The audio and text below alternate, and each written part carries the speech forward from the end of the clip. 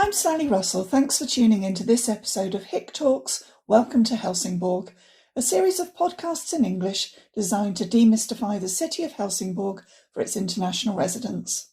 In this episode, we'll be talking to Alexandra Hvalgren of the Vision Fund to find out how you can test your project idea in Helsingborg and be funded for up to 100,000 krona.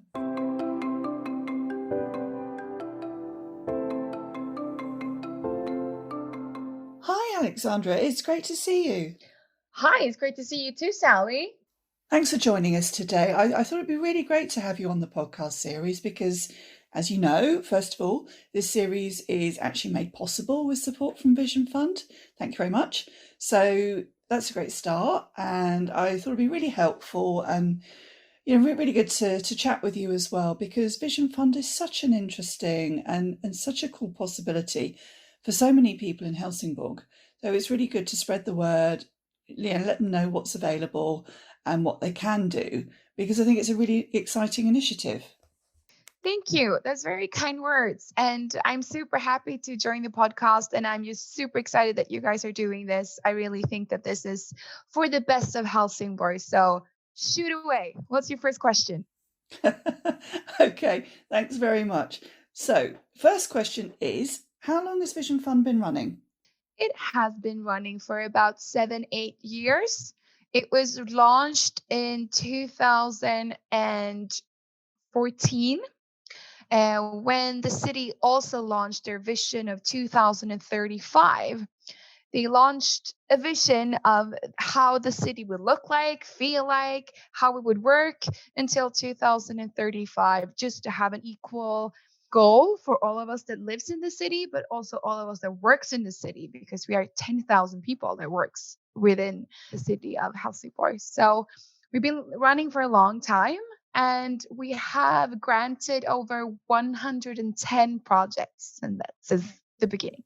110? Wow, that's fantastic. I do remember when it started. So what's your role in it? My role is I am everything. I do everything from reading all of them, applications, to talking to the different board groups we have that evaluate who gets the grant or not.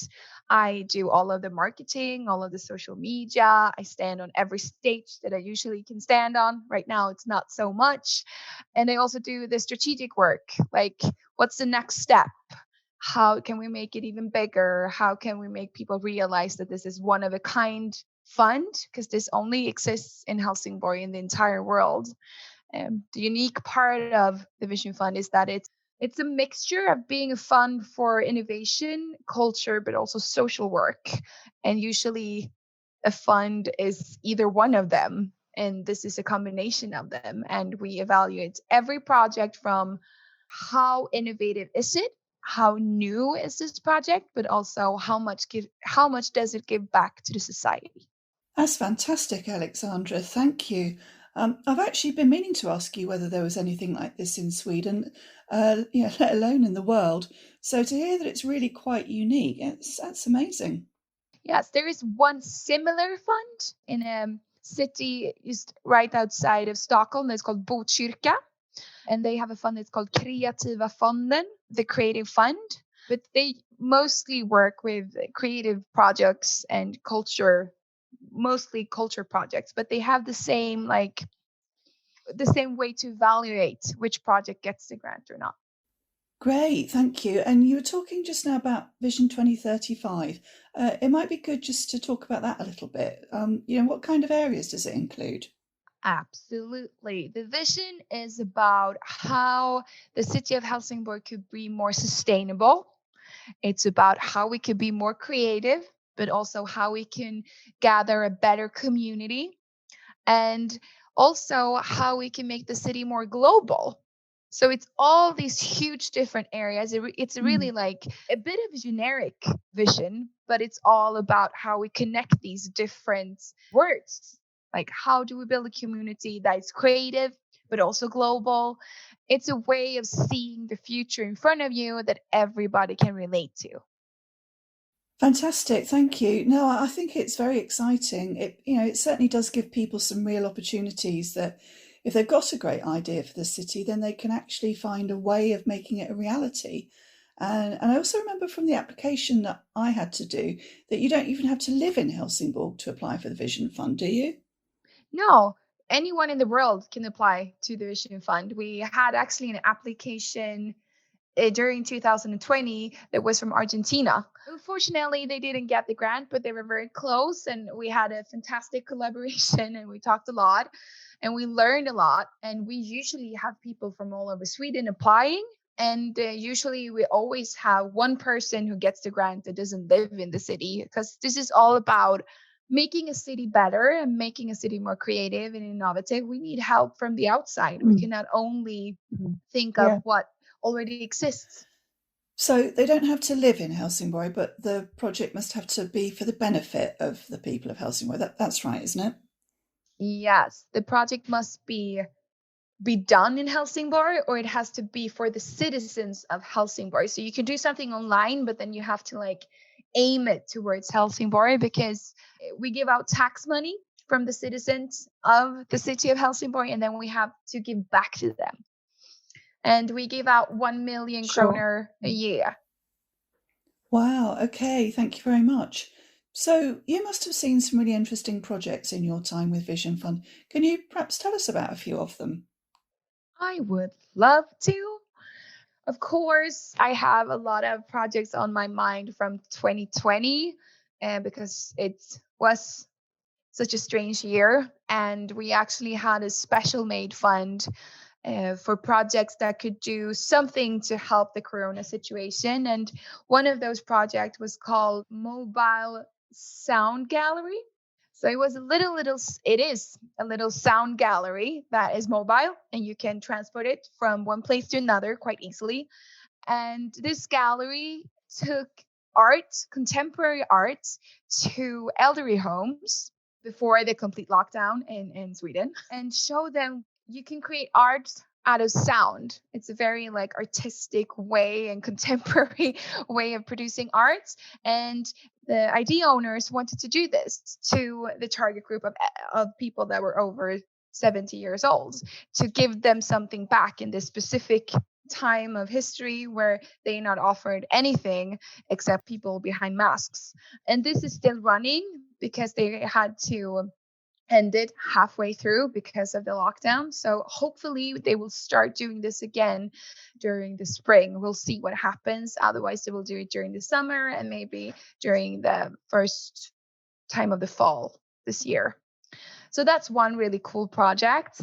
And then we have in 2018, there was this amazing project that I will never forget. Is if you translate it into Sweden, it's called A Safari in the Dirt, which was the first live theater in Helsingborg, where you invite 10 people and then you have 10 actresses as well. And the people in the audience, they don't know who is the actress or who is the audience. And the audience, they create what will happen in the actual play. And this project also they streamed the actual theater, which was also the first time in Helsingborg. And the idea owner was the most humble person I ever known. He came to me and he was like, do you think I can get a grant for like 7,000 kroner? I was like, you could apply for a bit more. It's okay. And that is something that I meet all the time. People from the culture industry who's so used to not getting any money for doing anything. And Visionsfonden is a bit different there. You can apply for 100,000 kroner.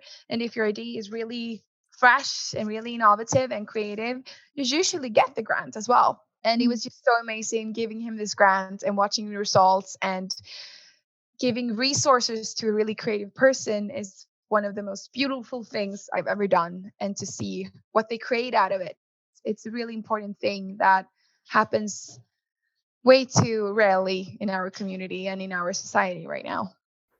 That sounds really great. Thank you. So that was called Safari in the Dirt. Was that right?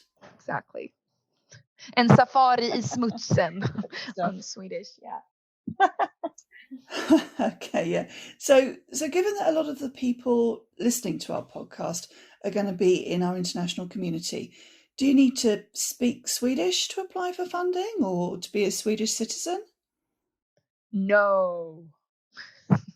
No, you don't have to write your application in Swedish. We have a lot of idea owners who write them in English. It's like 50% of everyone who's writing application writes it in English. Oh, wow. And we have an English page on our webpage where you can read all of the information. I talk English all the time, so you can always talk to me. And this is also a way of making the city more creative and giving it something new. I have to say that people from the outside and people from an international community also almost always come with the best ideas because they have a different angle and different perspective of seeing things and seeing a city and its development. So we just welcome that. And usually people have a Swedish citizenship, but I think we could make it work either way. We're very rather compromised than not doing a project. So we usually make it work. Yeah, great. And what about the actual application? Is it a complicated process? You tell me, Sally. What do you think? Well, no, I must admit, I think it's pretty straightforward. Most projects have got quite complex things that you've got to write down, and you've certainly got to go through and take some time, write all your answers down so you've got everything ready. And then when you actually do the application, all you've got to do is copy and paste into it. So yeah, I think it's fairly straightforward. And like most things, if you read through it all first and spend a little bit of time, do some research, make sure you've got all your bases covered, and then just doing it all online and submitting it at the end. Yeah, I think it seems to work really well. Yes, and we have everyone from everywhere who's writing applications. You could be a person who has never done a project before, or you could be a pro, but this way of writing an application is quite simple. It's one of the first steps where you get to learn how to write this kind of application, because if you're going to apply for more money, those applications are a lot more complex. So this is the first step, how to learn how to write those kind of applications. And should also know that you could always, I work with coaching as well. I forgot to tell you that before. I coach a lot. If you need help writing the application, if you need someone that could look at it and say, I think you should change this, I think you could do this better, I'm here. You can always contact me. That's a big part of my job, to help people. And if you find it hard to write, you can always make a video. I cannot do the work, but I can help you get there. Absolutely.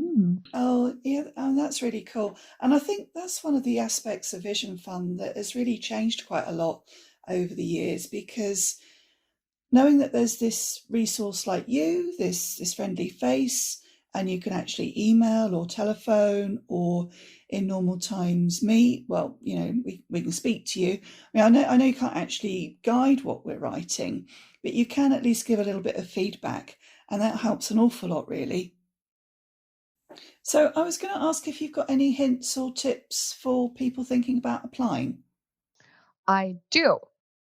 I think the best way is, first of all, to dream big. Don't be scared of trying to write down your absolute dream figure of your project. So do that first. And then you do a test project of that big project. And that is your Vision Fund project. We love to make tests come true, to do them in a small scale, so you later on could actually scale them up. We would love the Vision Fund to be where you do experiments, where you try stuff on the citizen of Helsingborg. I usually tell this story that I had this person who wanted to do a literature festival. And I told this person that's amazing. Of course you're going to do that. But could you maybe apply to the Vision Fund for doing a literature day? Could you try it out for one day first? Okay. And then you could have the literature day as a part of your portfolio. So you can show that to, I don't know, investors or other places to do projects later on. And that turned out perfectly. And today she's doing a literature festival in Stockholm. So, use the Vision Fund as a way of testing your dream. Thanks, Alexandra. That's wonderful. So, finally, when are the next deadlines for Vision Fund? If anyone's thinking about applying for a project, what are the next few dates they need to bear in mind?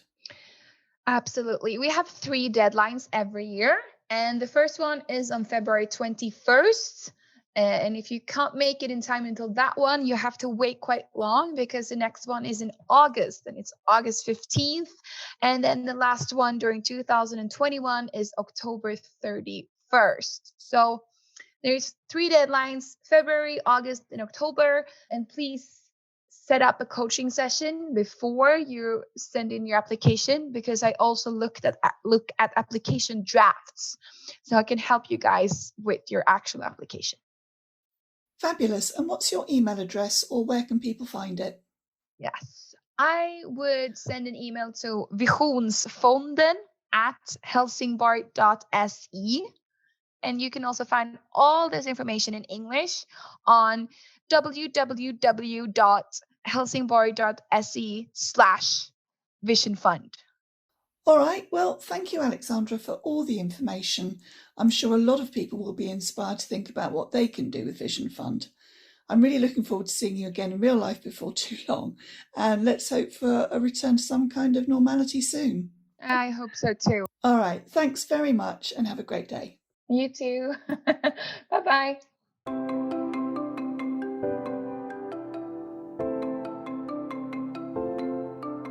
Thanks again to Alexandra for a great explanation of how the Vision Fund works.